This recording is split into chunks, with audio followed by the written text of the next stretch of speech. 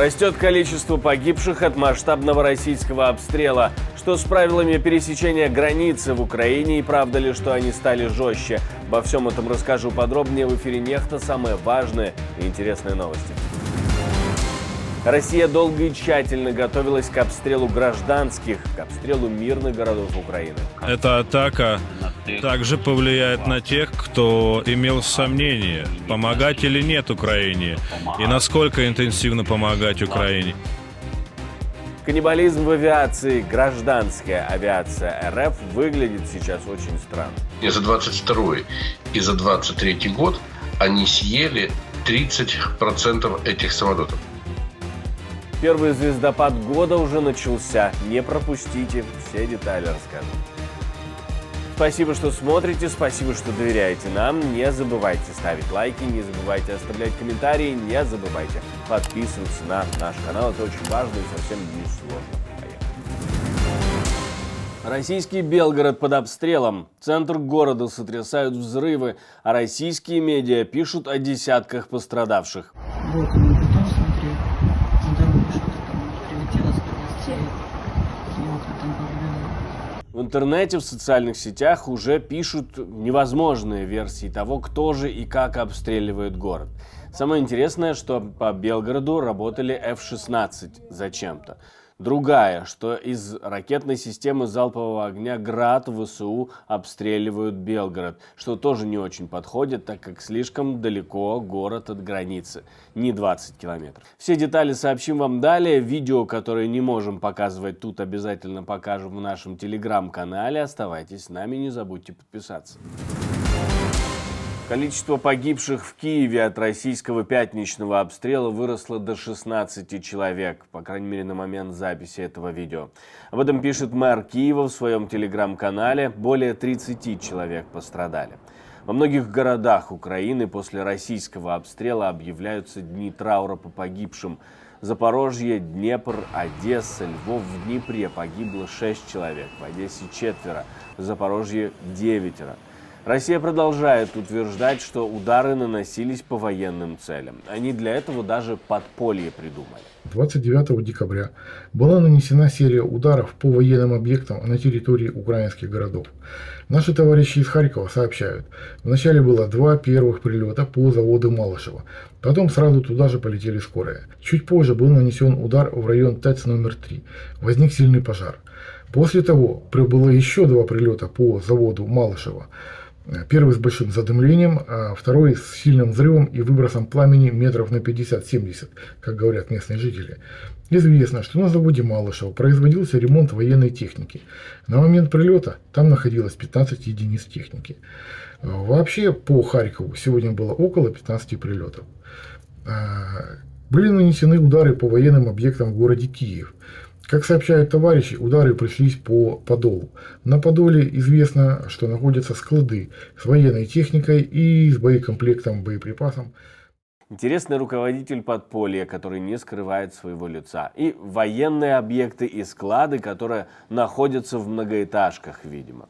Во время записи этого выпуска поступает информация о взрывах в Запорожье и Днепре. Во время воздушной тревоги следим за этим вместе с вами. И не забывайте подписаться на наш телеграм, вся оперативная информация там. Российский терроризм не имеет временных ограничений, как мы уже поняли. Эта атака также повлияет на тех, кто имел сомнения, помогать или нет Украине, и насколько интенсивно помогать Украине. И, собственно, после вот этих абсолютно террористических актов с ударами по школам, по детским садикам, и кроме того, к сожалению, кровью, но это очень серьезно сбивает любую аргументацию таких представителей в Европейском Союзе, как Орбан. Это удар, к которому россияне готовились. Они пытались накопить средства поражения, они проводили очень большую работу по разведке для того, чтобы ударить именно таким образом. Если говорить о вопросах системности, как это было в 22 году. Вопрос о том, что россияне могут делать это не прекращая, и о том, что эта военная промышленность может позволить им неперестанно наносить такие удары. Возле украинских границ дополнительно развернуто около 19 тысяч российских военных. Они размещены на территории Брянской, Курской и Белгородской областей недалеко от границы.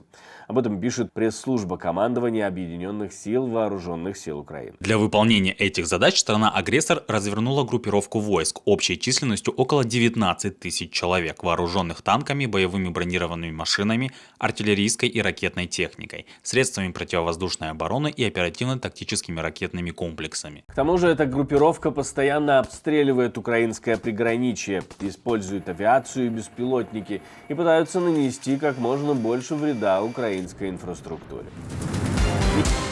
Никаких объяснений не будет. Временный поверенный Москвы в Польше говорит, что не будет, потому что Варшава не предоставила конкретных доказательств того, что именно российская ракета нарушила воздушное пространство Польши. Поверенный вспомнил случай в ноябре 2022 года, когда ракета прилетела в польскую деревню, и тогда погибло 2 местных жителей. Тогда российскую сторону также пытались обвинить в этом инциденте. Впоследствии оказалось, что ракета была выпущена украинскими военными. Пока не будет предоставлено конкретных доказательств, мы не будем давать никаких пояснений, потому что эти обвинения голословные. Польский генштаб заявил, что российская ракета залетела на 40 километров вглубь территории Польши и затем через несколько минут вернулась в Украину. 19 тысяч россиян встретят Новый год в небе, пишет российский Аэрофлот. Насколько это двусмысленное выражение, мы сейчас с вами поймем. Во-первых, состояние отрасли оказалось настолько плачевным, что большое количество самолетов уже пожертвовали свои детали менее поломанным братьям. Было на уровне где-то 1100 самолетов. Из них 800, по тому же бухгалтерскому учету, это были Боинги и Airbus. Потом выяснилось, что их на самом деле рабочих самолетов, которые так называемые на крыле, их там около 725 штук, а вот эта вот разница пошла на каннибализм. Так вот, за 21 и, вернее, за 22 и за 23 год они съели 30% этих самолетов. То есть они просто стали. А самолеты были не самые старые. То есть средний возраст Airbus'ов, Боингов в России, там, по-моему, около 10 лет. Да? То есть это еще не старые самолеты для подобных перевозок. И сейчас у них осталось фактически около 500 самолетов Airbus и Боинга. Евросоюз для предотвращения еще большего числа несчастных случаев даже смягчил санкции для отрасли.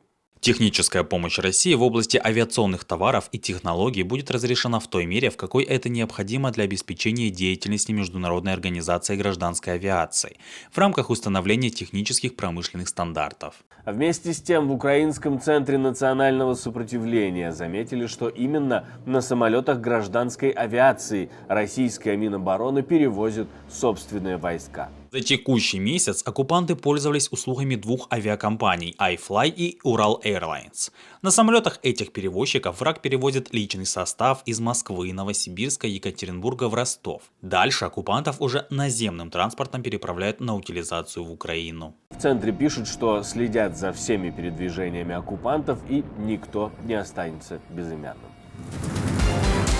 В Украине не меняются правила пересечения границы, во всяком случае пока, так говорят в пограничной службе Украины.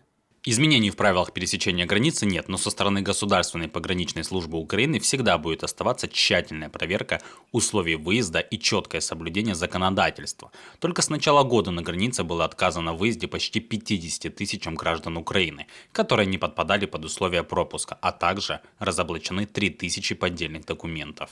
Это реакция пограничников на появляющиеся истории в социальных сетях о том, что выезд запретили даже тем категориям, которые еще буквально накануне могли пересекать границу. Даже водителям грузовиков ограничили пропуск через систему «Шлях». Теперь, независимо от расстояния, украинские пограничники якобы пропускают только одного водителя для одной машины. Некоторые случаи совсем странные, когда, к примеру, через границу не пропускают многодетного отца. Які ви маєте документи? Я маю документ, свідоцтво дітей, багатодітне посвідчення. Так, і ще маєте мати військово-облікові документи, маєте відстрочку. Маю, я Ну, то... Не маю я мати документ, бо я в Конституції маю право перетинати кордон. Добре, дивіться, Так. я для того, щоб вам це пояснити, що Добре, ви вам маєте... Конституцію відкрити, де я маю перетинати право перетинати кордон, як багатодітний батько. Ви мене можете вислухати?